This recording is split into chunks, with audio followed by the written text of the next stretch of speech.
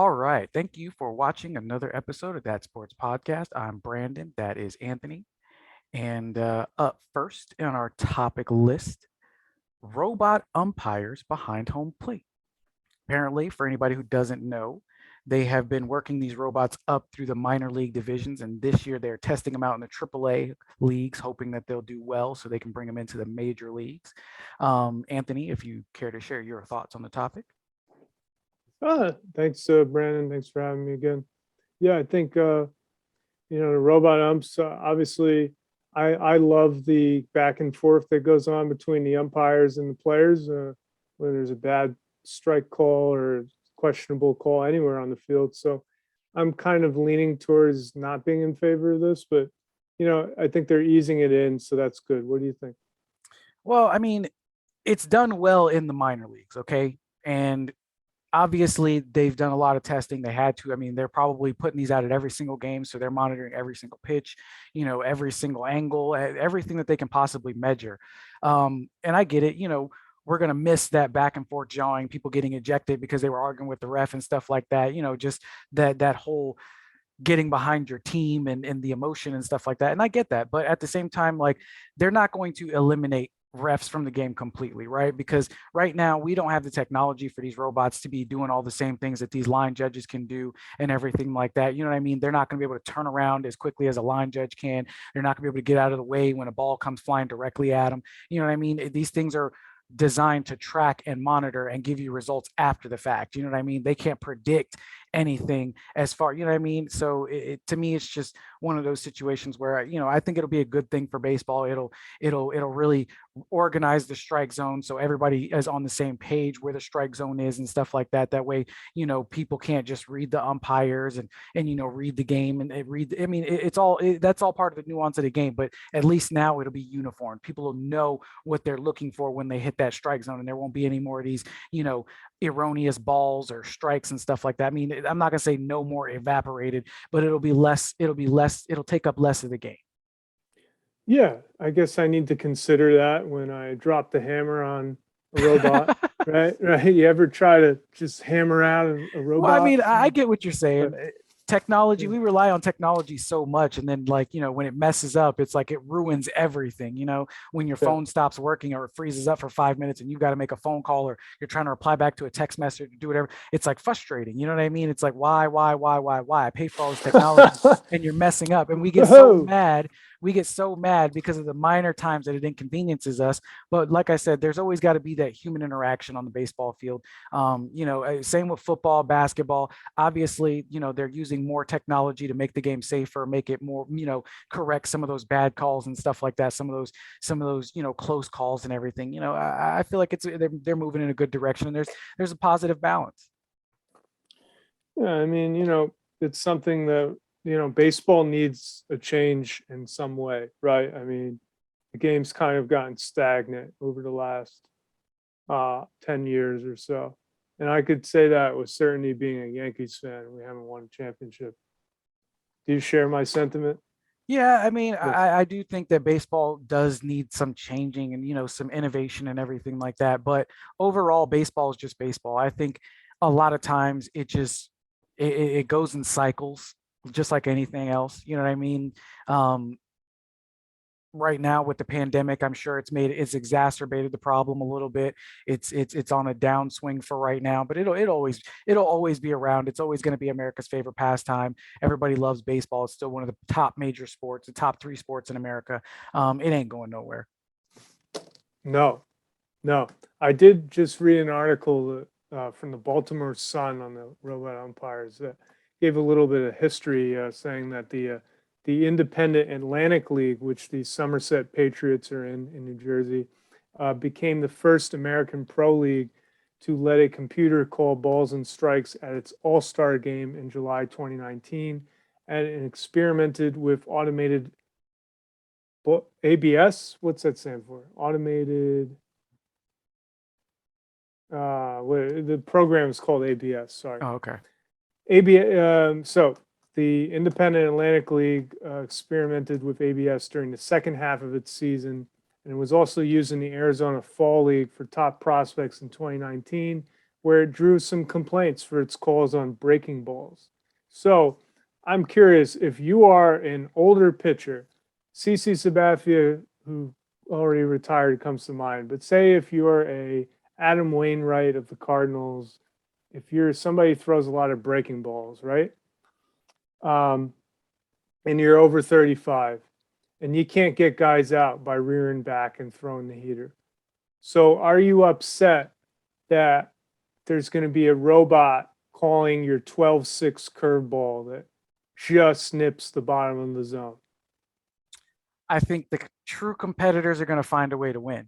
You know what I mean? They're not going to let their age define. They're not going to let the robot define them. They're not going to sit there and dwell on that kind of stuff. The guys who are going to dwell on that kind of stuff are the guys who just need to be finished with the league. You know what I mean? Whoa, They hot can't keep take. up. You know what I mean? Seriously, they can't keep up So because like what they're relying on, because what you just said basically implies that they're relying on an errant umpire calling strikes when they should be balls, right? Because like I said, this thing is going to capture and be able to tell in real time where exactly that is. It's a unified strike zone. It's not going to change with each umpire. It's not going to change with each robot. It's specifically designed so it's going to be unified throughout the league. And these pitchers are upset about that because they can't get away with it with some. They can't get away with some of those pitches with those umpires. They know those umpires like the strike zone a little bit tighter. Some of them like a little bit looser. They'll call those balls a little bit. They'll call them, balls up and away, a little bit higher up and stuff like that. You know what I mean? So at the end of the day, I think that if they're going to sit there and gripe about that type of stuff, then they need to consider going ahead and calling it quits. Because if that's the type of stuff they're relying on to win, well, guess what? It's no longer part of the game. What are you going to do? You either put up or shut up. Yeah, I mean, I think that what you mean is that they have to find a way to adapt, regardless, and be good enough to get past this and not bitch about it. But I think that older pitchers who are a bit more savvy, who like to get guys out with guile rather than just heat, Yeah, they're still part of the game. They're yeah, not. They're not. Yeah. they definitely can still play, but they got to tighten up that curveball, that breaking ball. Those they got to tighten them up a little bit. You know what I mean? Those off speed pitches, Okay. those ones that have a little bit of break on them, they've got to tighten them up. They can't sit there and rely on somebody making an error every single time now, or going out here and reading, like I said, reading the umpire and figuring out, oh well, he's got a loose strike zone and everything like that. So now it's going to be tight all the way through the game. It's going to be the same way at the beginning of the game that it was at the end of the game. That's a good point. So you actually mean that they should throw harder breaking stuff rather than this looping kind of. Well, I mean, if it's going to loop, it's got to stay in the tight. It's got to stay in the zone. You know what I mean? Yeah. Like they can't rely on an error because some of those pitches they throw, they know that they're a little bit off. They know, you know what I mean? But they're getting away with it because it's a close pitch. Yeah, it's a good point. Like they call it nibbling, right? Exactly. They're sniffing around those zone. exactly. And every pitcher does it. They have to feel out where the strike zone is because with every umpire, it is different. Everybody wants to try and say that it's unified and we all know where. No, we don't. No, we don't, because there are sometimes where they're zooming and they have the strike zone up there and then they show it's out and then the umpire called the strike and then they're like, oh, that was a bad call by the umpire, blah, blah, blah, blah, blah, blah. You know what I mean? So like I said, these guys are doing it. Now it's good. They're going to put an end to it. Now it's going to be consistently a ball every single time. You're going to walk them or you're going to fix your pitch. You're gonna get craftier and start developing it and really honing it to where you can throw it perfectly almost every time. So you got to come out a little bit sooner. You know what I mean? Become a closer. You know what I mean? Stop throwing as many pitches. You got to adapt to the game the way that naturally occurs to you. If you can't throw the heat no more, sometimes you just got to figure out another way to get it done. I agree. How about we move on? Yes, sir. We done with baseball? Yeah. I can't stand too much baseball. All right. I played baseball, so I shouldn't say that, but I played t-ball when I was a kid, but I never really got into baseball. I wasn't really too keen on standing there while somebody was whipping a ball that fast at me. The margin of error there is just. Yeah, I didn't like that either. I got hit a few times. So. Yeah, I got hit a couple times too. Tried. Luckily, it wasn't by anybody who could really throw the baseball. It still hurt, but anyway. So the NCAA has revamped their constitution, streamlined it, whatever you want to call it. And some of the bullet points of it are they've reduced the board of governors from 20 to 9. And they want to refocus on the academic experience And the reason they want to refocus on the academic experience is so they don't have to compensate players directly, because they're saying that they're students first, athletes second. Mhm. And they're going to look into other avenues. Like if these players want to, there's another NCAA game, video game, they're going to allow them to reap, financial compensation from their using their name and their likenesses and things like that. So my question to you is how do you feel about that? Do you believe that student athletes should be paid? Do you feel that, this situation rectifies their gripes? Like, what's your overall thoughts? Yeah, well, I would say that I'm actually undecided on whether student athletes should be paid yet.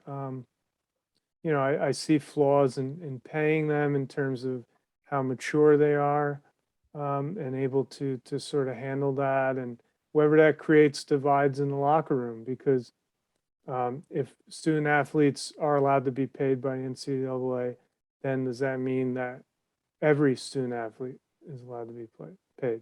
That's my big question here, actually. Do you know the answer to that? Well, I mean, like I said, like if the swimming students, they won't, they're able to sign do a sponsorship with Wheaties, they're not going to stop them from doing it. They can reap financial compensation that way. So let's say there's a college swimmer who's crushing it, and Wheaties says, "We want to put you on a box. We'll pay you 100 grand." The NCAA is not going to get in the way of that. Okay. Yeah, so they can go outside the box a bit, the cereal box, and find ways to get money. But you know, it's just I think it's kind of like it would be a mess for like the coach to handle. Like he'd be like, like one of these players is making a lot of money, and you know, first of all, say a player does get a Wheaties deal, they get a shoe deal, they get um, all kinds of stuff like their jerseys selling better than other players or something like Hmm. that.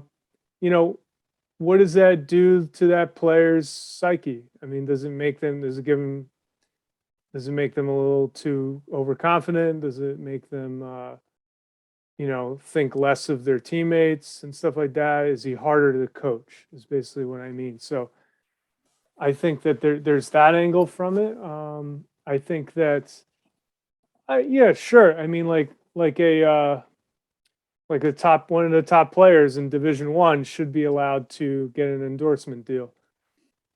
They should be allowed to do that, and because they're bringing the sport a lot of money through their good play, and they're all that. I mean, that's basically what I think. But I don't think that perhaps that they should get salaries, and then it should be graded based on who's good and who's not. Because then you get into you know these are not fully matured college athletes that might not be able to handle that.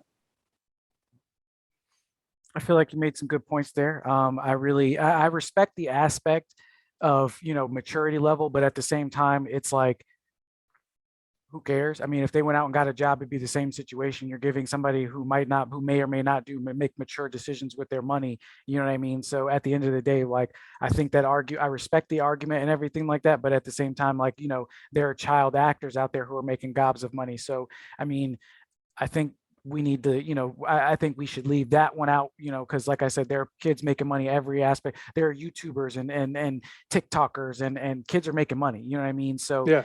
whether what they're doing with their money and stuff like that, that's none of our business, as long as they're not doing anything illegal. Obviously people are going to make choices. I mean, we have adults who make childish decisions. There are plenty of pro athletes who drink and drive. All that money they have, they go out and get drunk and stuff like that, and then they drive home thinking, oh, I'm never going to get in trouble and stuff like that. Then they get pulled over and now they've got a DUI. You know what I mean? It's just foolish nonsense stuff. It's irresponsibility.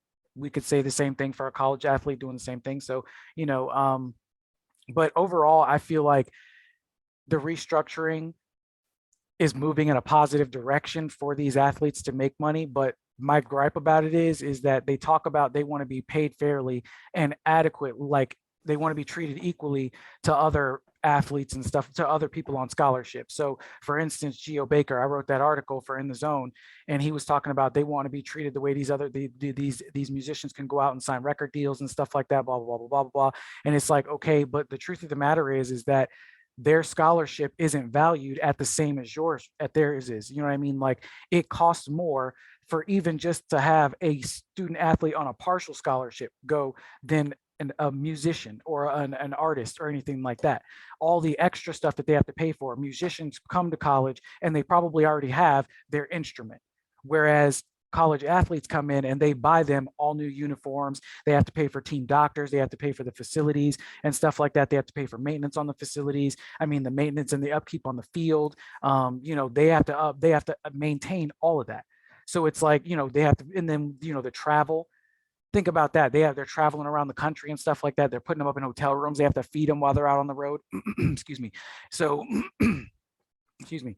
So, all of that comes into, that's all being compensated. Like, they don't have to pay for a lot of that stuff. A lot of that stuff is coming out of somebody else's dime. And all they have to do is show up, make some good grades, not get in trouble, and be good on the football field. That's it.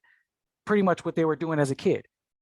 Right. So do I believe that, they deserve some sort of financial compensation, or do they want to be treated equally? Like, if they were treated equally, they would have to pay for their own uniforms. You know what I mean? They would have to pay for their own travel. There are people on music scholarships and stuff like that who are attending a university, free, and don't have to pay for their books and classes, but they still got to pay for, all the extra stuff to get to these concerts and these music halls and stuff like that. They got to go out, do all this extra fundraising and stuff like that to get the money to go travel, because some of these colleges don't have the budget to just send everybody everywhere and stuff. So they're not being treated equally to begin. They're not being treated unfairly to begin with. If anything, the kids who are doing the other programs are treated unfairly because they're not as visible as these college athletes, but they're all part of the same program. So where do we draw the line with that? Yeah, obviously these musicians can go out and sign big record deals, but it's at their own peril, because a lot of them end up being broke in the first place because they sign terrible record deals, because they're looking for money.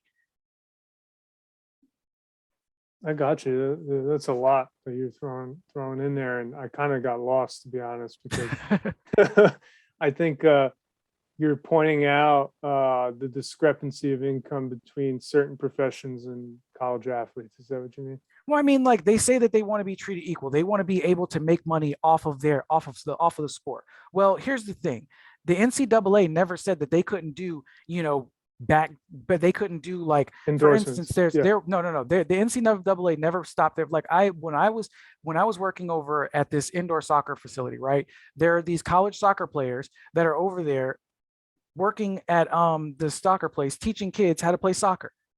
So there was an aspect that they could make money, but that wouldn't make them enough money. And it's not like they're not being compensated already to play football, because they're given everything. They don't have to pay for anything. Whereas these other students aren't paid. They're not given anything. They still got to go out and find jobs. They still got to go out and find, places to live. Like, some campuses, they don't guarantee on-campus housing. So they have to find an apartment and split rent and pay bills and shit like that. Like, they've got car payments. Like, there's people out there in different scenarios and different situations that aren't even being compensated at the level of these student athletes. Right. These student athletes have top medical. Their medical stuff is already paid for by the college. When they sign them on there, the medical staff, all the physical trainers and all that stuff, even if they're just students that do most of the physical training stuff there, that's still being paid for by the college. Whereas if I broke my leg as a student at college and everything like that, and I was a full ride scholarship for as a musician, that'd come out of my own pocket. That'd be coming out of my parents' pocket, whoever's paying for my health insurance. Yeah, I got you. So all athletes, all college athletes, deserve to be able to make substantial money outside of the sport, perhaps. I mean, they support themselves. They should be able to make whatever money they can make. So I'm glad that the NCAA is letting them go out there and do that, right? Like, I've never said that was the problem. My problem is they're feeling that they needed to be paid, right? Like, they're already being compensated tremendously. They get to skate through life, right? Like, how many of these guys go from being college D1 athletes to working in good businesses because they played college ball at Nebraska and they were at the bowl game and stuff like that? Like, a lot of these guys, they know they're not going to make it pro. The only thing they do is show up and play good football so they can get their degree, graduate, and then go find a good job. Is there a sport where If you're good in college, there's just way more opportunities. Like there's more teams or more leagues. Any sports that have visibility, big major visibility, basketball, football, soccer. I mean, look at the sports around the world that you look at and stuff like that. And football, basketball, soccer, and baseball are the four biggest sports that you can do post college Yeah. without having to go into the major leagues. If you have the money, or if you can figure out how to get up the money and go play in Japan and the minor leagues and stuff like that, go do it. If you can play overseas somewhere, go do it. I think the greatest thing was that player. I think his name is Eric Thames, the Milwaukee Brewers first baseman. He was hitting home runs in Japan and stuff like that, and he hit some long home runs. It was great. I want to see that. Yeah, I mean, I'm sure that there are guys that go over there and they play really well, and then they can come back. I mean, it's not like they can't ever play in the majors. It's just they need to go find some play because they didn't get drafted, you know. And even then, like I said, some of the top athletes they go into analysts and stuff like that, or they go become assistant GMs at major league baseball clubs. Like any sport that has major visibility and people will recognize them and know them and stuff like that, it's an automatic in. Yeah. They're already trading in that. And like I said, the better they do in college, it might not necessarily lead to them going to the pros, but people will recognize them when they go places. They're applying for jobs with big companies and stuff. Oh my God, you want to work, you want to sell cars here at my dealership? You were a D1 athlete at Oklahoma State last year. You were part of the bowl winning game. He's like, yeah, I just didn't want to play football no more. Yeah, I mean, soccer is the sport I would put up there. I mean, you could play in any league in the world. I mean, you still Exactly. have to be good Well, I mean, because basketball, you can play anywhere in the world as well too. I mean, the goal for people around the world who play basketball is to come play basketball in America, right? but Like, can like, we what both if you're agree with like, that? yeah, what if you've had the worst experience, like Stefan Marbury, like was just ripped for years, and frankly, I mean, he was on dysfunctional Knicks teams. He probably could have left the Knicks and succeeded somewhere else, but he was a bit of a head case, right? So he ended up going. I think he went He went to to China. yeah, he went to China, and so what I would call it is NBA players who are dissatisfied or estranged from the NBA and decide to go to China, a big country with a booming market for their sport. So examples of that are kind of interesting to me because they're kind of like they're already in the top league in the world.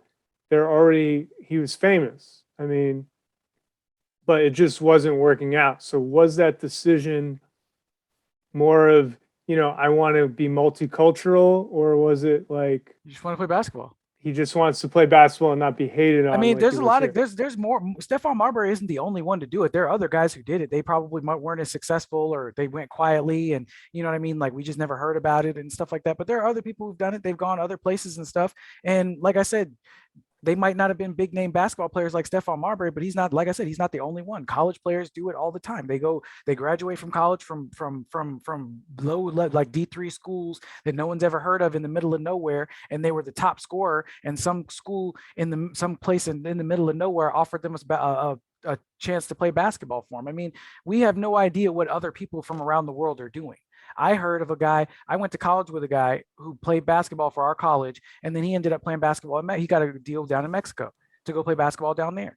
Mexico. Yeah. So, I mean, like semi Yeah. pro basketball in Mexico. So, and then you think about football, there's the Canadian Football League. That's pretty big now, I guess. I mean, there's a lot of different places that you can play. I mean, it's not the only place you can play is college. I mean, Well, there yeah, you go. pros. Yeah. I think the interesting, just last point on Marbury, he actually became the head coach of the Beijing Royal Fighters of the Chinese Basketball Yeah, Association. see, I mean, So so he loved it out there. He obviously went out there. he's He obviously just went out there to go play basketball, and then he ended up loving it out there. So I mean, that's the life that people choose. You know what I mean? So it is what guess it is. he loves some Chinese food. Loves some some If he's fried happy. rice, lo mein. Yeah. All right. So on to basketball. The Lakers have fallen to the eighth seed. They might have dropped down a little bit. I don't know. But the last time I checked, they were the number 8 seed and they are below 500. I think they're like 22-23 or something like that. And this last game that I checked, Westbrook, or his last name is Russell Westbrook, right?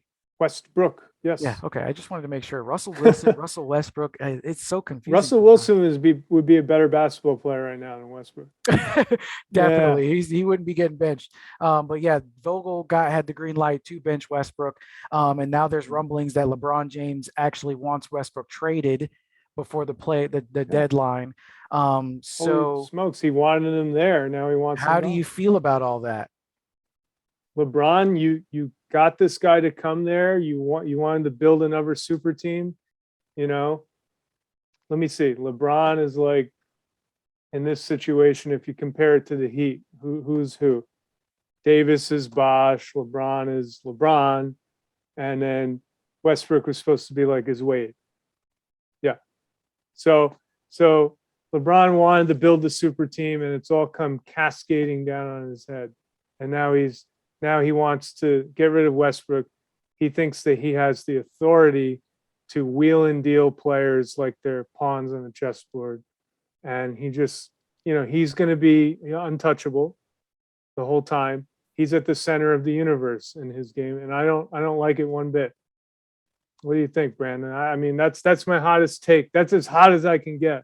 I personally, I've never been a fan of LeBron James. I mean, he's a great athlete, but I just don't agree with some of the choices he's made. He calls himself a competitor, and I'm just like, I don't see that. I feel like the reason he pads the teams with these players is because it's easier to win a championship when you have four players who average 30 points a game than two, you know what I mean, or one. So um, I'm not surprised that this is going south. And I'm not surprised that, if the reports are true and he does want Russ gone, I'm not surprised that they're turning on each other. I mean, this is what happens. Somebody has to be blamed. And it can't be LeBron because he's averaging what, 28 points a game or something like that. Yes. And, you know, He's first in the. I'm sorry, I saw a story today that he leads all NBA players in the All Star voting.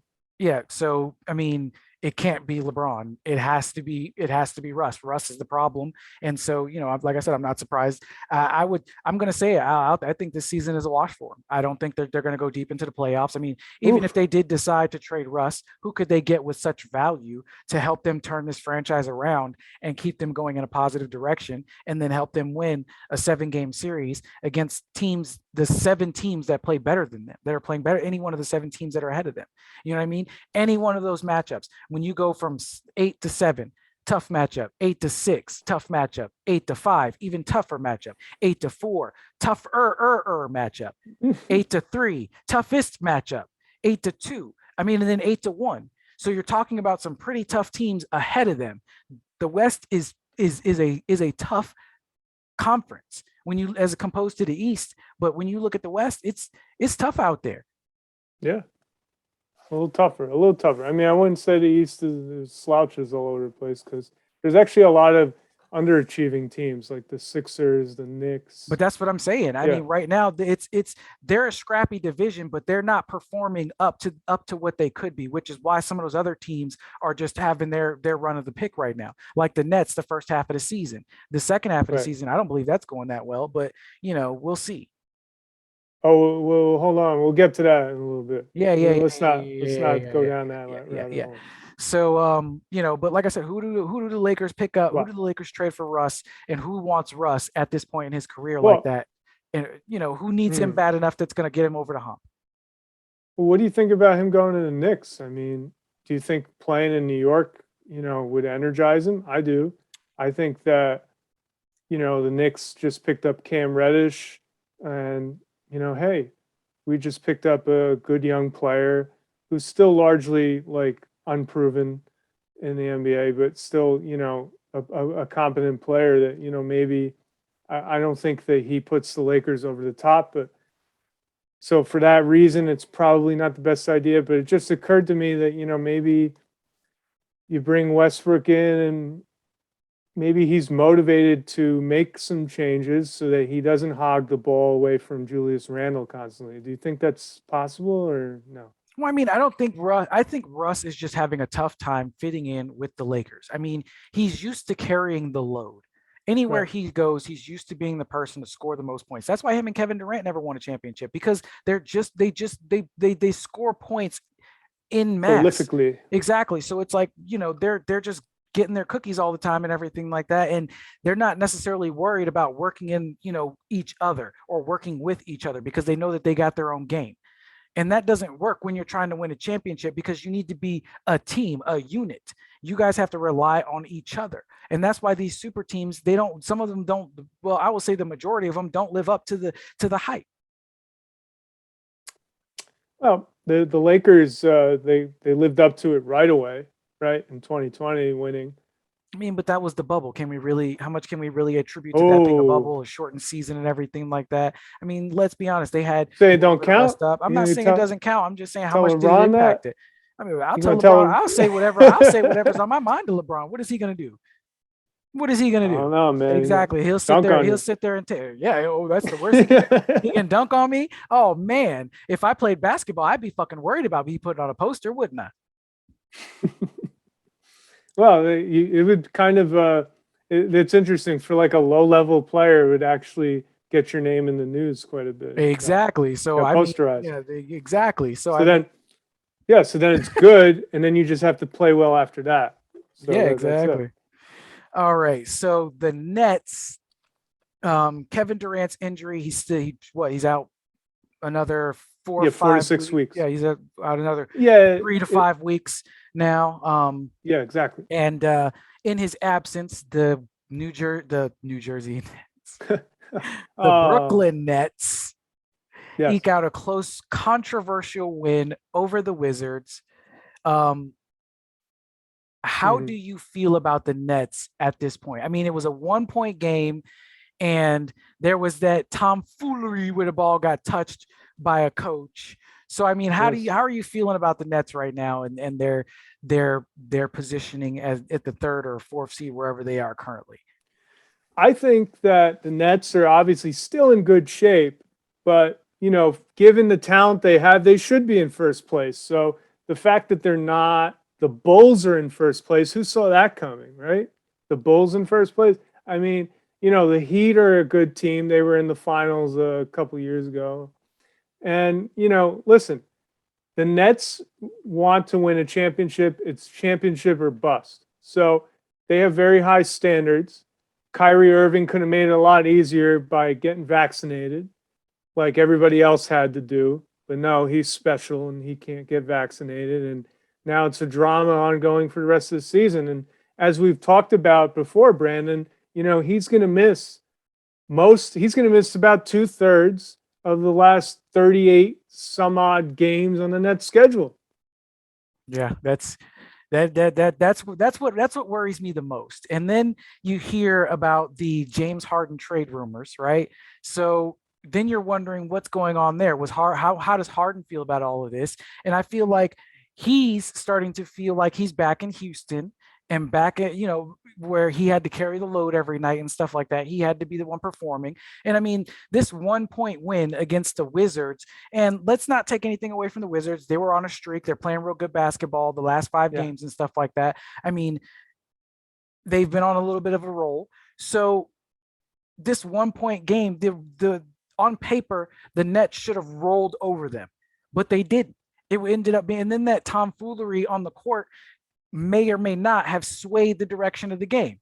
You know what I mean? So it's just like there's all this stuff going on with the Nets. And personally, I said it. I think I said it in our first episode of the podcast. All it takes is for Kevin Durant or James Harden to get hurt, and this season's championship hopes could be dashed, because that Kyrie can only play half the time.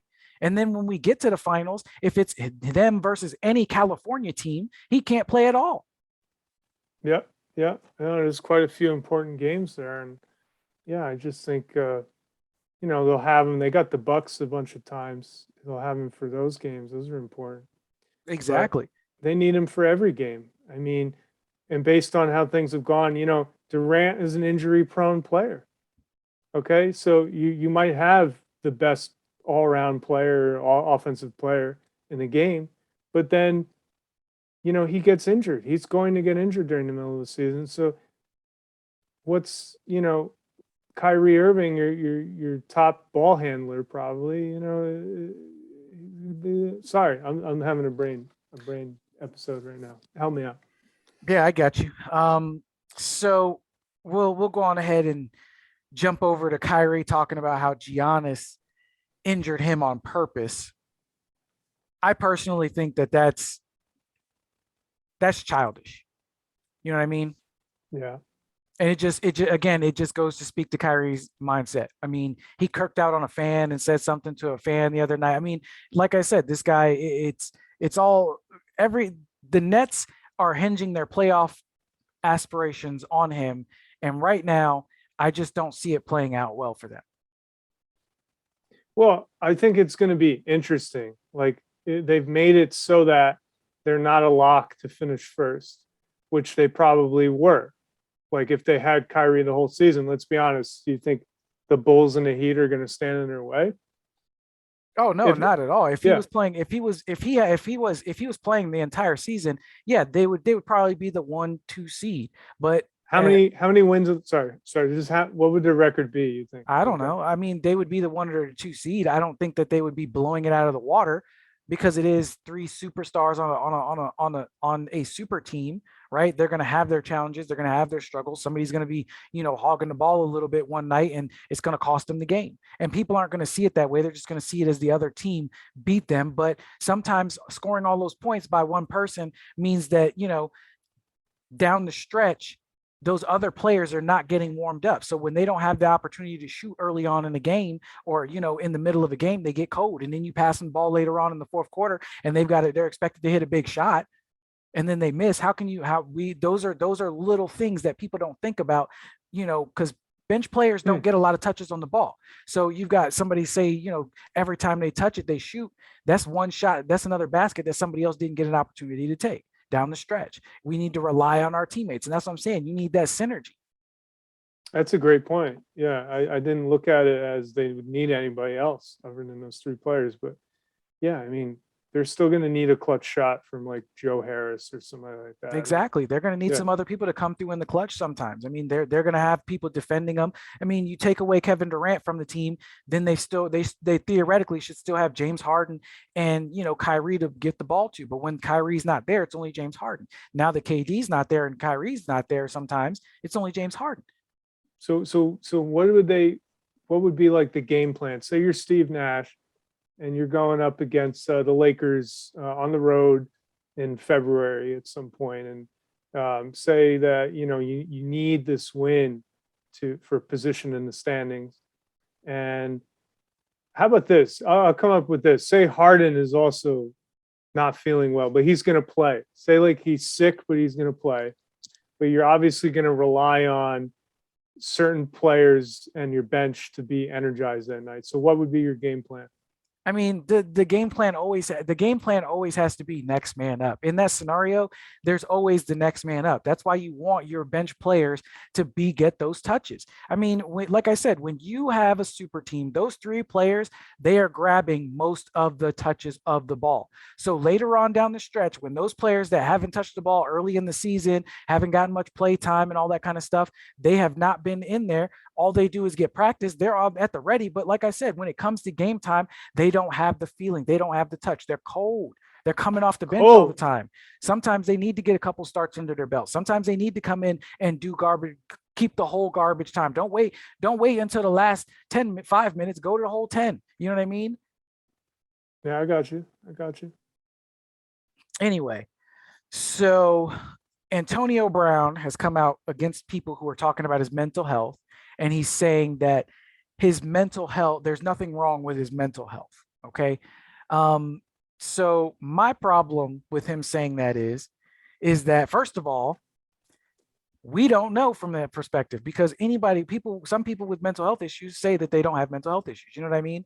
So at the end of the day, we don't really know. But him saying that he doesn't have mental health issues makes it a little bit worse though, right? Because now it's just shitty behavior. Yeah. I think that, like we've pointed out before, he's a liar. And he's just, right? He's just coming out and he's like trying to defend himself for putting on terrible display of behavior and just the debacle against the Jets, and how he skipped town on one of the best teams in the NFL, and a dream situation for him playing with Tom Brady. For anybody, really. Yeah. I mean, any player in the league right now would have loved to have Antonio Brown's spot. Yeah. I mean, and think about it, he had an opportunity to step up and be an X factor for that Bucks team. Now, without Chris Godwin, who led the team in yards this year, and slow Gronkowski and big Mike Evans, Antonio Brown at 5'10", had to be the speedy slot receiver on that team, and he's now passed that up. We'll see, how that pans out for the Bucks. They're not going to have peaches and cream coming up. Yep. So who do you think takes him, if anyone, next season? The Giants.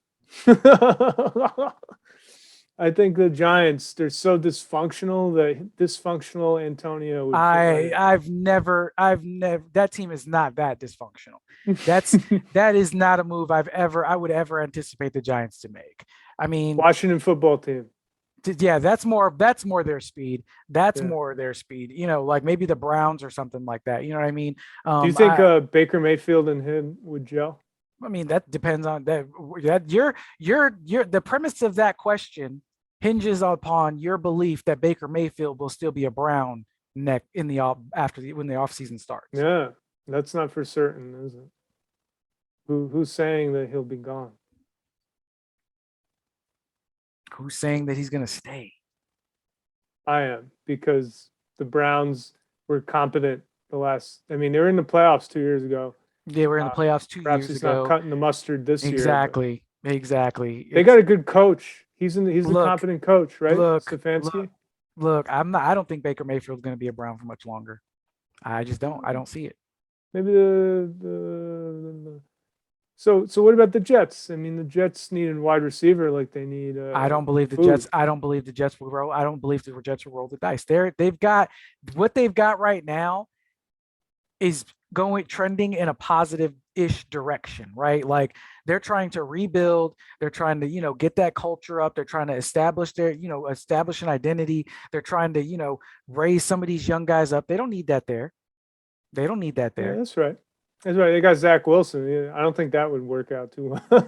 they don't need that kind of stuff there. I mean, like I said, that's more of a Browns move because they're desperate for talent. They need to be attractive for a quarterback to want to come out there. If they do decide to get rid of Baker Mayfield, and if they do keep Baker Mayfield, they still need the fucking talent out there. So either way, it's an upside for them. The Washington football team, same thing. Yeah, I mean, still the Washington football team were in contention sort of for the playoffs. I mean, the question is, does bringing in a nut like Antonio Brown actually help a team, or does it actually hurt them way more than it helps?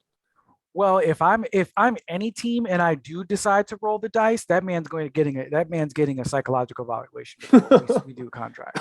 I want his mental health. I want his mental competence tested immediately before we sign a contract. I will not roll the dice on that. Like, I want to know. You know what I mean? Like, yeah. If there are mental health issues there, then we can go on ahead, sign him on a contract, a 1-year deal. You know what I mean? But if there aren't, he's just a shitty human being, and we don't need him. I agree. I think that puts it to rest. I mean, he's still got some talent, but he didn't exactly blow anybody's doors off this year. Nope. Like I said, if he has the mental health issues, yeah, give him a shot. Tell him, look, we're going to get you some psychological evaluation. We're going to get you the help you need, maybe get you on some meds, maybe help you out in a positive way and everything like that. And you've got 1 year to get your shit together after that. Like, you have 1 year to get your shit together. You show us positive progress and stuff like that, we'll give you another year. You play well and everything. You stay within the regimen, you toe the line and act like a decent human being, then we won't have any problems. Bruce Arians gave him enough of an opportunity, but like I said, like, if he doesn't have mental health issues, then there's nothing to say. It's just shitty behavior, and there's no NFL team that should just allow that kind of stuff to go on. I don't care how talented people are. Well, the question is, the Bucks knew how he was before this because Tom Brady vouched for him. He went out on a limb. I mean, why did he do that? Because he believed him. People will put on a face, they will put on a mask, they will put on acts to do and get to do what they want, to get what they want. It's just like Yeah. when we talk about dating, right? Women go, why do men lie? And 9 times out of 10, they're asking that question because the dude in question stopped talking to them after they had sex. He told me he loved me and now he doesn't call me anymore. We had sex. People Yeah. will do and say to get whatever it takes to get what they want. And then he got his foot in the door. He towed the line for a year and then he got too comfortable. Well, I'm just curious, like, was he actually upset at the coaching staff for playing him even though he was hurt? Was was there does he have any reasonable reason to do to skip out on the field like that? Like, Not, we don't not, know for not, certain. not a single one. Even if he was hurt and he did not, and he was upset with the coaches, he did not have to do all of that parade. He could have walked off the field like a man with some damn dignity, head held high, knowing that he's making a choice for his professional career. But all of that tomfoolery that he was doing, that shit, there was no excuse for any of it. Not a single one. When you start excusing that kind of behavior, it's just like somebody getting fired from their job, right? And then going and smearing shit all over the hallway walls. Would you sit there and go, "Yeah, you have every right to do that"? No. Exactly. You can't Well, excuse shitty behavior. no, I'm just wondering, like, what led him to this deep dark place where he was willing to do something like that. It's Like, just people getting treated like they can do whatever they want. I mean, he didn't face many consequences for most of the stuff that's happened to him, right? in his Like, career. wasn't he in his life? I mean, think about it. Wasn't he accused of sexual assault at one point, and that Yes. got dismissed? Then he had the fake vaccine card. There are people getting arrested for that, and all he got was a fucking 3 game suspension. Yeah, this actually just happened in National Hockey League. Vander Kane had a vaccination card, and that caused him to be kicked off the San Jose Sharks. But it looks like there's another team that'll go pick him up.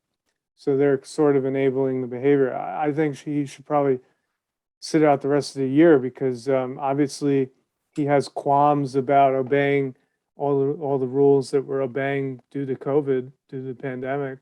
He didn't want to play by the rules to begin with, and he's putting his teammates at risk. And I think the league should step in and just stomp that out right away. Quote Michael Strahan. Yeah, I agree with you, man. I agree with you. We stomp them out. I Where agree is with he? you, man. There's got to be Get in here, Michael. there's got to be a He's line over there. drawn. Can I just get him real quick? Get who? Just gonna get him real quick.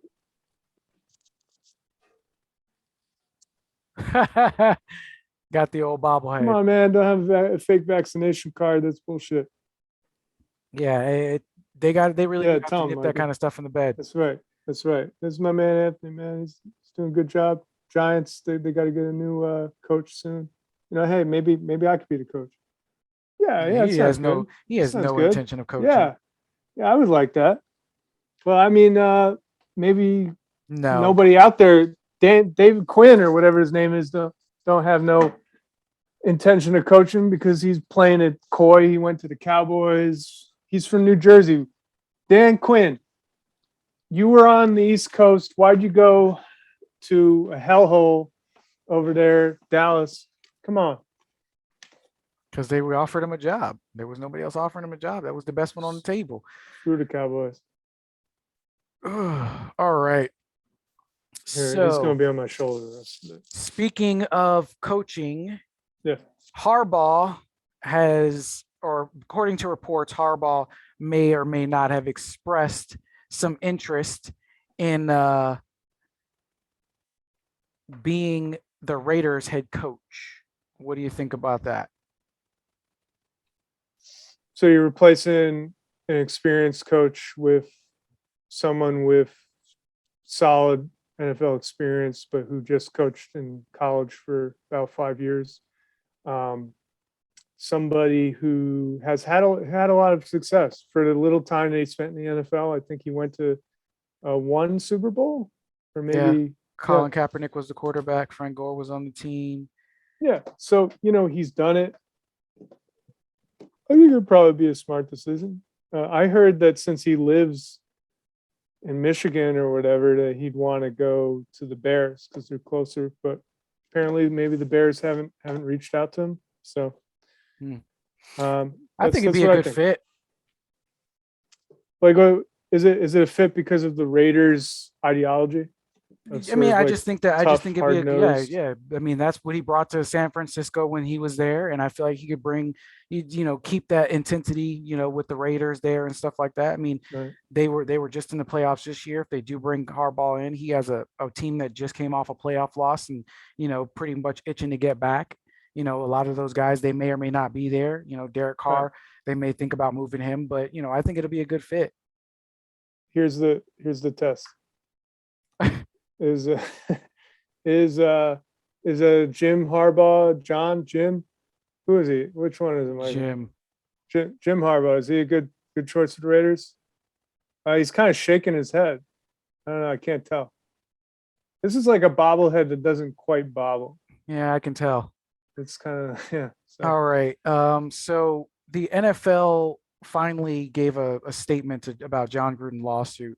Gruden is alleging that the NFL released those um, emails in order to tarnish his legacy and get him removed from his head coaching job. Um, they've basically said that that's a bunch of hogwash and that he's lying, and that the emails were from his email account, and he did send them, he did share them, and he said that stuff, and we were just holding him accountable.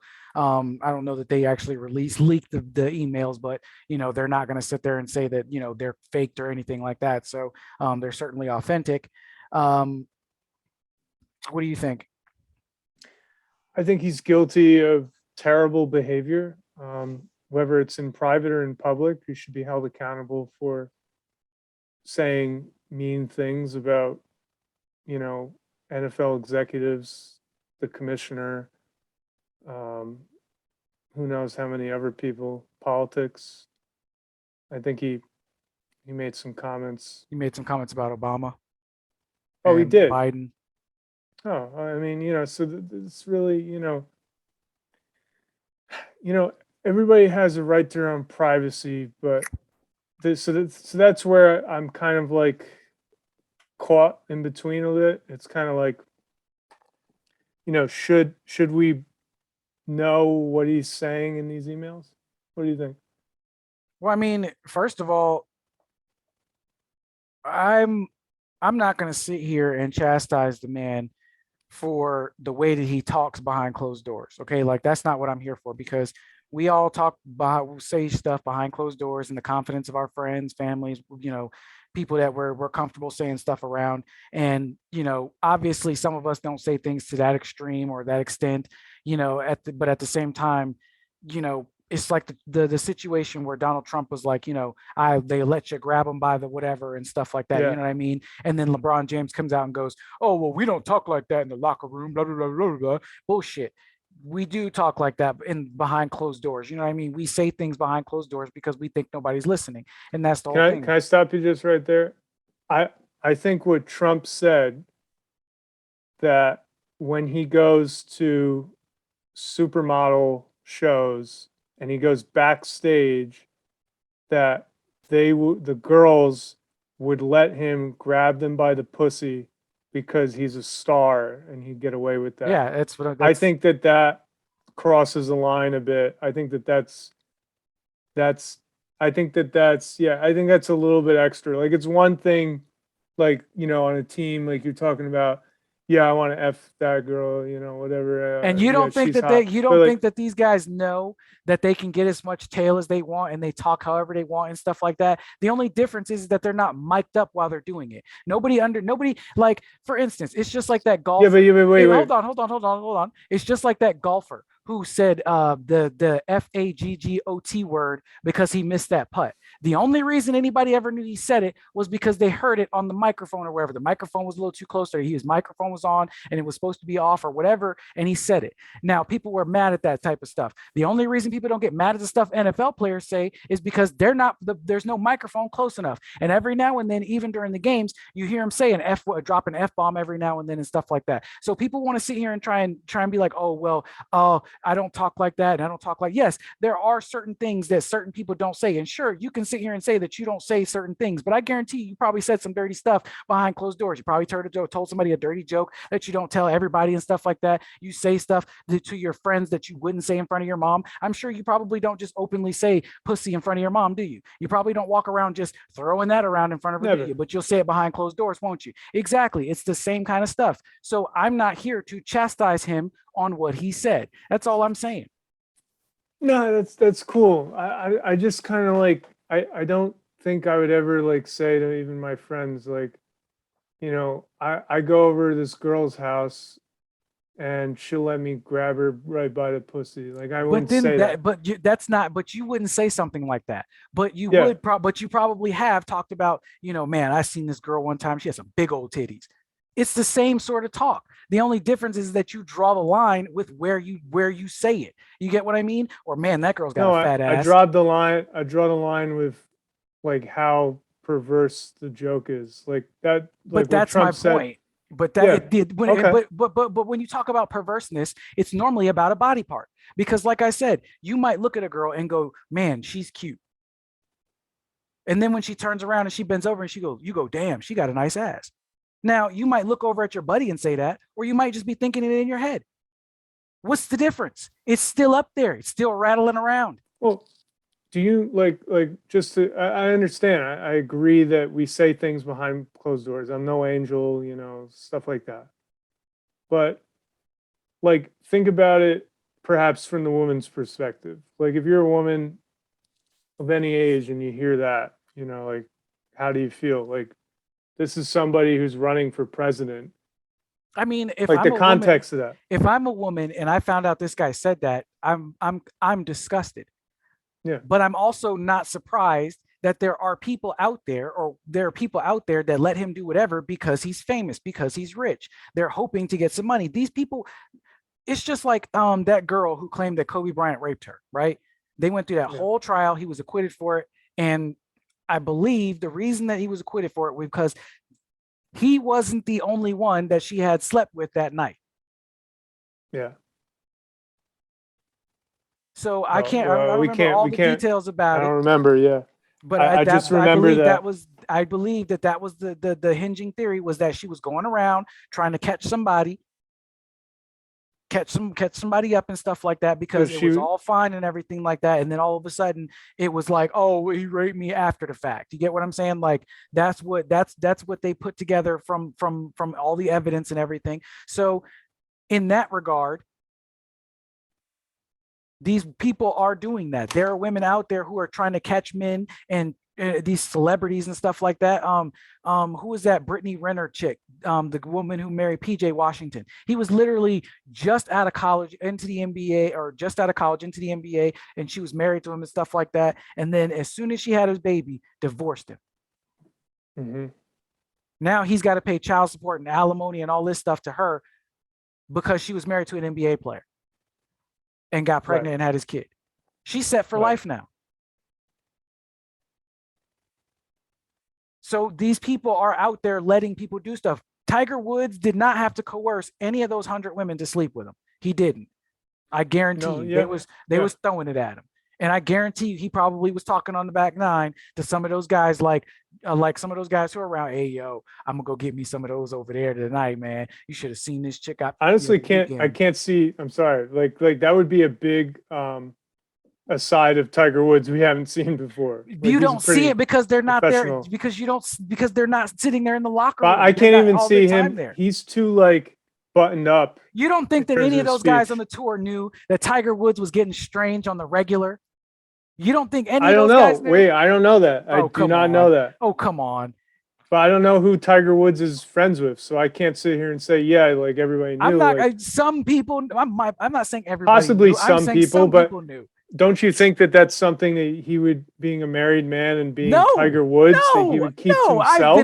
I've been around No, more he than wouldn't five. keep that to himself because he doesn't want it getting No, out.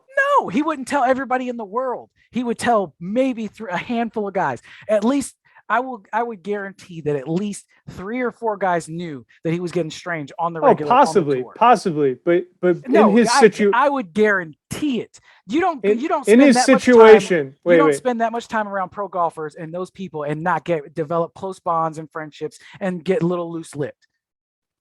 Oh, sure. Okay, okay. Fair, fair, fair, fair. We'll come back. I'll come back to earth a little bit. Okay, okay. But what I'm saying is, like, it seems like he's a pretty discreet person. Like Tiger Woods seems like a very discreet person. Now I don't know him personally, but he seems like that. And I would say, given the situation where he was in, he's the king of golf. He's one of the most well-known celebrities in the world. He's keeping that air tight as possible. He'll only tell good friends that. Yeah, exactly. So Okay. it's there's some people on the tour who knew about it. They probably do the same thing. I mean, it's the same thing with NBA players. Some of those guys are married, they go out to the club and they cheat with people so they can cover for each other and stuff like that. I mean, you people are doing all manner of stuff. And that's why I'm not here to critique what he said. Yes, he said some racist stuff. Can I say he's a racist?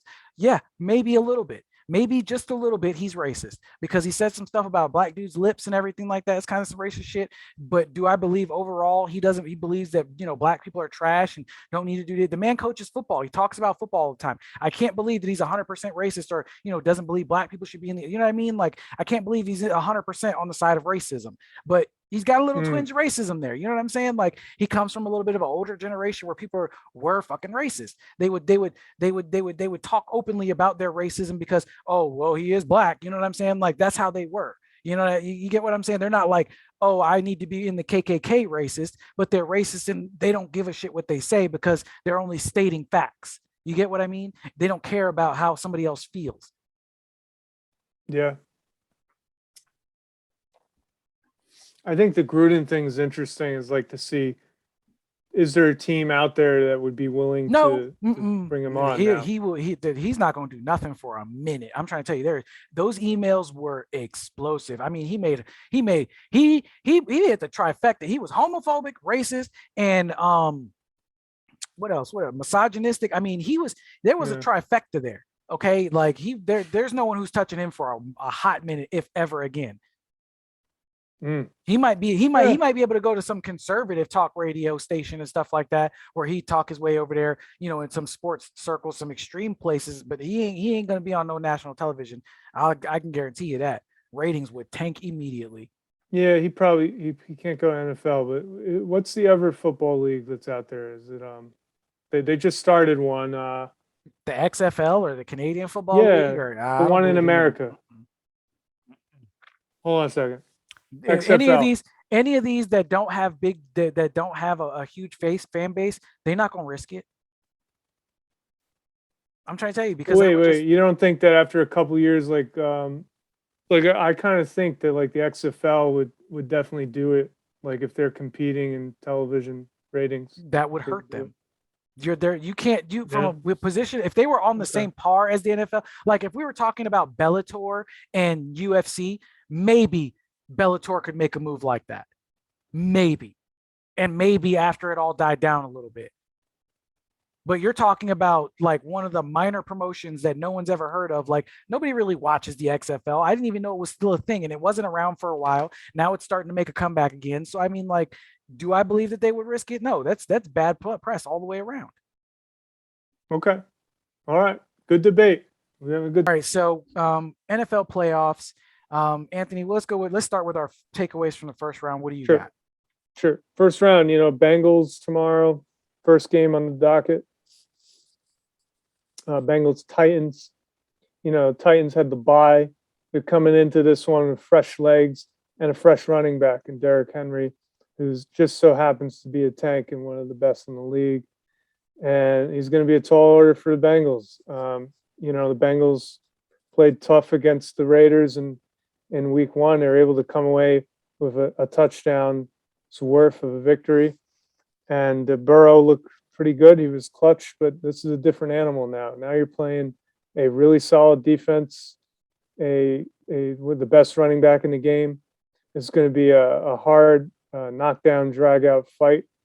And I'm not sure the Bengals have quite what it takes. I think that they, playing against the Raiders didn't quite prepare them for the Titans, who are the first seed for a reason in a tough conference. So I think that in this one, I'm going to go with the Titans 24-20. All right, all right, all right. I think I'm going to go with the Titans on that as well. It'll be interesting to see how well Derrick Henry can play coming off that injury.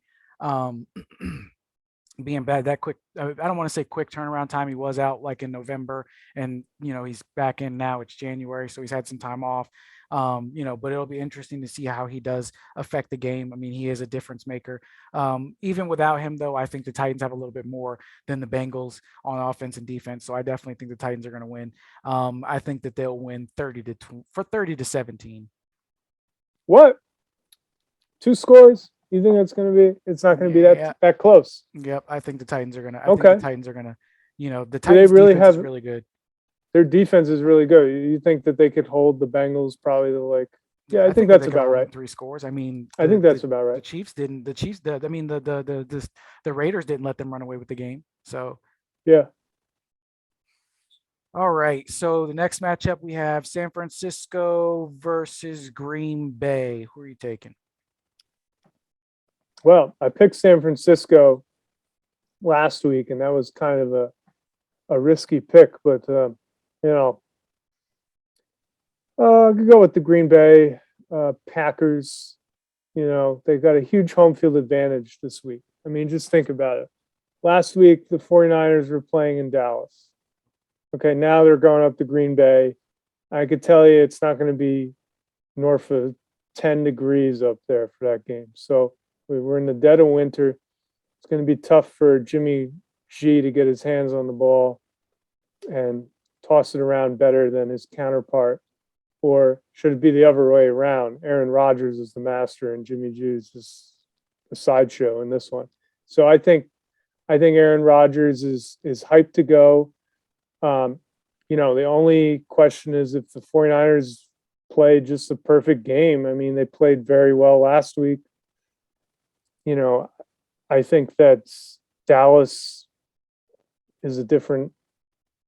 I don't know. That's interesting. I mean, obviously Dallas aren't as well coached as Green Bay. They're not as professional in all aspects of the game. I mean, Green Bay, they make the most out of a little on defense and really in terms of the offense where, Aaron Rodgers is the only bona fide superstar. So I think, I'll take Green Bay in this one, and I think they'll go like that score you just mentioned, 30-17. I think I'm taking San Francisco. Oh my God, you are not. San Francisco up there, up north, in the Ice Dome up there. Come on. I'm going with San Francisco. I think they'll do it. I think Aaron Rodgers. I think Aaron Rodgers is going to be a little too. I think Aaron Rodgers is cocky. I think the Green Bay Packers are cocky. I think they're going to underestimate San Francisco. San Francisco is going to have a few surprises for them that they weren't ready for, and I think San Francisco ekes out a win. I'll say 30-23. Okay. All right. Yeah, I mean, look, Aaron Rodgers, man, you could say he's cocky, but the guy gets it done. And he certainly doesn't want to drop out. He does, but at the same time, sometimes that cockiness, it turns into arrogance very quickly and you overlook things. And like I said, he's not playing defense. He's also not playing defense. He's only playing offense. And like I said, I think the San Francisco 49ers are going to have some stuff on offense that, is really going to have Green Bay's defense on their heels. What do they have on offense? I mean, they got Jimmy G. I can't name an offensive player on the 49ers. I can't really either, but I'm saying that their offense plays well together. That's why they were able to beat Dallas. That's why they were able to advance. I mean, Kyle Shanahan is doing a good job calling plays, keeping teams guessing at what he's trying to do. I mean, he knows what he wants to do. And he executes. I believe he said during the last game, he said if he gets to 30 runs against Dallas, they should win the game. Sure as shit, by the time they hit 30 runs, they were winning the game, and they ended up winning the game. So that's the kind of coach he is. All right. All right. So the next matchup is LA versus Tampa. Who are you taking? Yeah. I'd go with the Buccaneers. I mean, LA played a perfect game last week and stomped out the Cardinals. But, the Buccaneers, if you look at the wild card round, the Buccaneers actually, they won like 31-15, and the Rams was like 34-11. They're pretty similar scores. I mean, it's a question of who's a better team, the Eagles or the Cardinals this year? The Cardinals. For certain. Not even. It wasn't even close. The Cardinals were like 12-4. Okay. They were 12-4. Wow. I thought they lost or something like that. 12-5. Yeah. So,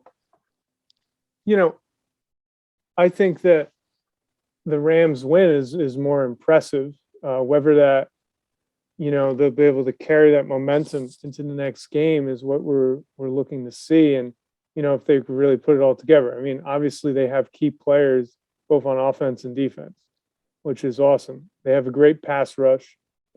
They have a good secondary as well. So there's really not many holes in that team. But I just get a feeling that when they play Tampa Bay, you're going up against Tom Brady, and they're going to have a plan for the Rams. And, he's just the best. And I think he'll be able to carve the secondary. They're going to get pass pressure on him, but he's obviously got a really good offensive line. I think he's going to be able to take it and turn it around into his favor. So I'm going to go with the Buccaneers, but I think it's going to be close. Okay, I think we'll go 35-27. I'm taking the Rams. I took the other team last time. I'm not making that mistake again. If the Rams lose, it'll either be in spectacular fashion or it'll be a tight game. But I'm not sleeping on them again. They played really well last game. They really put it on the Cardinals. They started off kind of slow, but once they got their rhythm, they started playing well on defense. The pressure on Kyler Murray was ridiculous, forced him into some really terrible situations where he made some really terrible decisions, and the defense capitalized. They feast, and that's what that defense is all about: getting the pressure on the quarterback and then feasting on the mistakes that quarterback makes. And that's what I think they're going to do. I think they're going to get after Tom Brady, Aaron Donald, Von Miller, Jalen Ramsey's going to be sitting there waiting for a ball to come his direction. I know that, they've got Mike Evans and Gronkowski and stuff like that, but, Jalen Ramsey really goes out there and plays tough. He matches up with anybody really well. I mean, you don't hear about him getting smoked too often and stuff like that. Yeah, people are going to get over on him a couple of times, but you don't hear that happening too often. So I think it's going to be a good game, but I think LA wins it, and it's going to be a good one. But I think it'll be 34-27 in favor of the Rams. Not 35, like I said, 34. That's more of a realistic football score. I don't know. Just the first thing that came to my mind. Tampa Bay scores 5 touchdowns, it'd be 35. 34 would be like 2 field goals and 4 touchdowns. Could be field goals, could be safeties. It's going to be a close game. That's why I said 34. I mean, I'm not thinking somebody's just going to score touchdown after touchdown after touchdown. They're not going to make it easy. The Rams defense is not just going to let Tom Brady, do what he wants to do. They're going to find ways to limit. They're going to find ways to limit Tom Brady's throws in the directions that he wants. Tom Brady's going to have to pull a rabbit out of a hat on some of these plays and get out of, relying on Gronk and Mike Evans. He's going to have to find some, maybe a running back out of the backfield a few more times, check it down a few more times and stuff like that. And yeah, Tom's comfortable making those throws, but he's going to have to make them very quickly because Aaron Donald and Von Miller are going to be getting after him. Very interesting game we have here, the Rams Buccaneers. I think it's the most interesting. There's a bit of a history there with the Rams having played Tom Brady and the Patriots in the Super Bowl about 3 years back. So this is really Sean McVay's chance to get back at Tom Brady here. And, this is really a big moment for him as a coach to prove that the second time around, he could figure it out. I mean, I'm pretty sure they weren't really close in that Super Bowl. I believe the Patriots won somewhere around 20. I know the Rams scored only 3 points in that Super Bowl. So I think that this is huge for McVay. He's going to be smarting for his chance to get back at Brady. And it'll be really interesting to see. The Rams are as stacked as they've ever been. Now they finally have a quarterback who can get the job done. Yep. All right. So moving on to the last matchup, we have Buffalo versus KC. Who are you taking? Yeah, I got KC. I mean, I think that Buffalo, showed a lot against the Patriots in the first round, but you know, is this one going to be in KC or Buffalo? It's in KC, I think.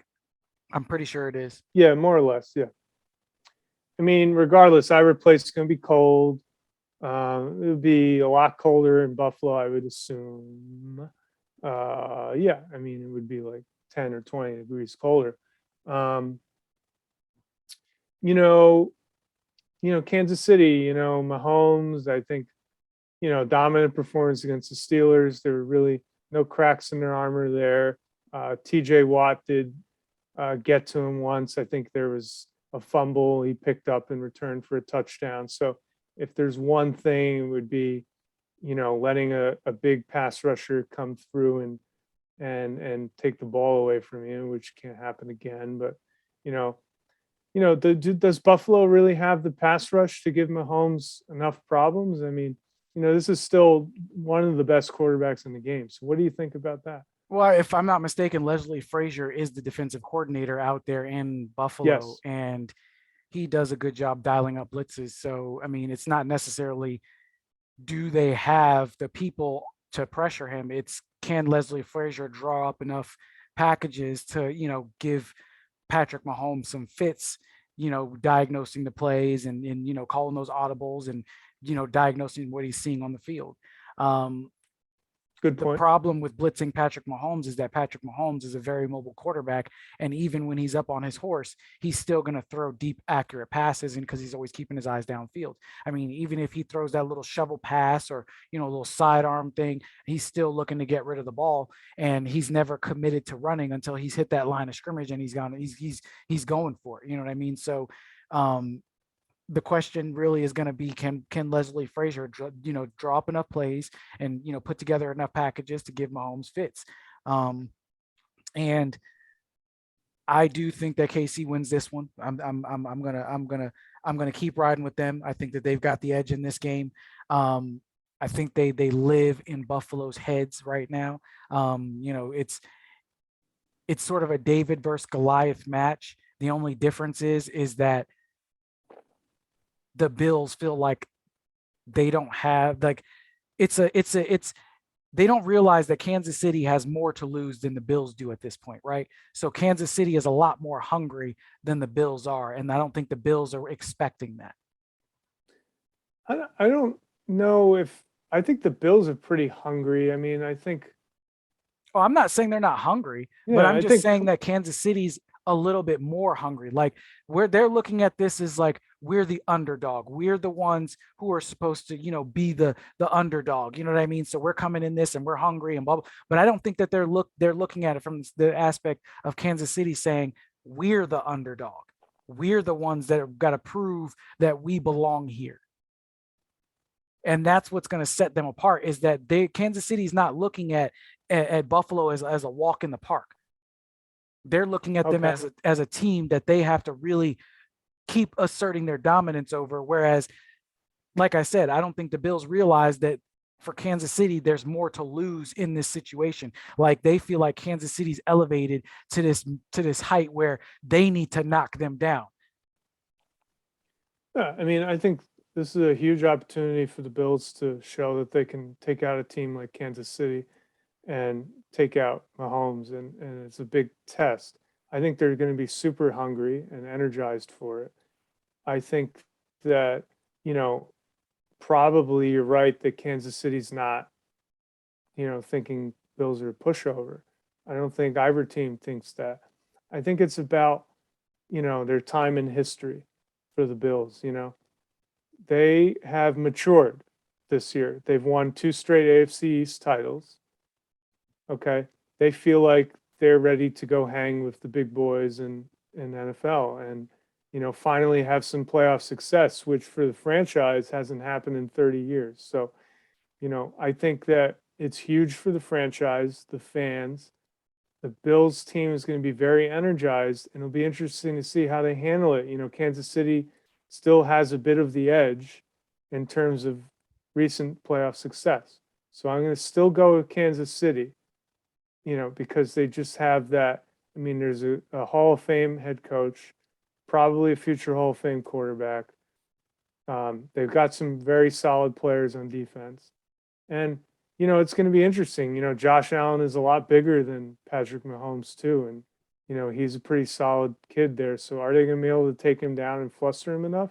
We'll see. Well, I mean, Josh Allen is very mobile as well. I mean, let's not forget that he gets up on his horse as well and he can move. The only difference I would really see is that, like I said, when he starts moving, he starts, looking for defenders and whether he can run or not versus keeping his eyes downfield to throw the ball. Patrick Mahomes, he's always looking to throw the ball until he's hit that line of scrimmage and he's taken off. So I think that, Kansas City does have the edge. I think that they're going to take it. It'll be a close game. I think it'll be 27-14. That's not so close, is it? We go a little closer. I mean, I think, yeah, I mean, I think it's interesting. Like, we have 2 really good quarterbacks. Mahomes obviously a little bit better. I don't think that the Bills, after pretty much shutting out the Patriots right? They were like almost a shutout. So Yeah, I think the Bills defense is seriously tough. And, I don't think they're going to let Mahomes just run around all over the place and throw dimes in the end zone. I think that, yeah, I think you could be right about that. We'll see. I mean, I think it's about the floodgates. When did the floodgates open for the on the Bills, on the Bills defense? When do they let those floodgates open? And if it's early, yeah, it could be like a 35-20 game or something like that. But I'll go like I still think Kansas City's going to get 30. I'll go 31-14. 31-14. Yeah, because I don't really have confidence that Allen is going to really step up in this game yet. Yeah. I mean, he still hasn't been there right past the first round of the playoffs. So, I think that's still a big question mark. But it'll be interesting to see if he does. Yep. All right. So that is our show for this 3rd episode. Thank you for tuning in. We will catch you next time. As always, I am Brandon. That is Anthony. Have a good night. Good night.